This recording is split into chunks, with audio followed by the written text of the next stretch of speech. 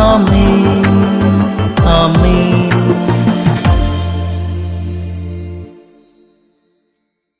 യേശുവിൻ്റെ ഏറ്റവും പ്രിയപ്പെട്ട കുഞ്ഞെ, യേശയ്യ 66:19. എത്ര രഹസ്യാത്മകമായ വാക്യമാണ്. അതിജീവിക്കുന്നവരെ,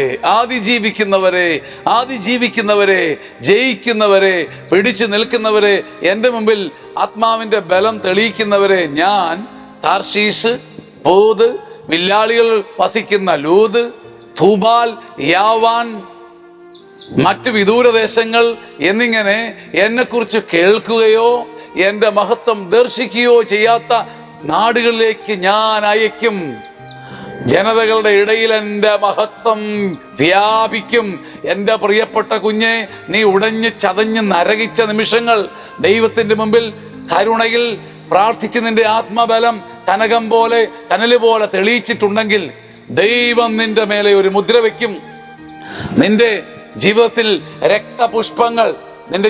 രക്തപുഷ്പങ്ങൾ പോലെ നീ ജീവിതത്തെ ദൈവസന്നിധിയിൽ അർപ്പിച്ചിട്ടുണ്ടെങ്കിൽ കർത്താവ് നിന്റെ മേലൊരു മുദ്രയിടും. എന്തിനാണെന്നോ?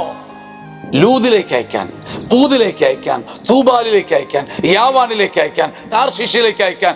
ഇതുവരെ ദൈവ മഹത്വം കണ്ടു കേട്ടിട്ടില്ലാത്ത ആളുകളെ തൊടാൻ നിന്റെ ചങ്കിന്റെ നൊമ്പരങ്ങളിൽ നിന്നെ ഒരുക്കി ദൈവം അയക്കും. സഹനങ്ങൾ അങ്ങനെ പറക്കാനുള്ള ചിറകാകട്ടെ. ആമേൻ, ആമേൻ.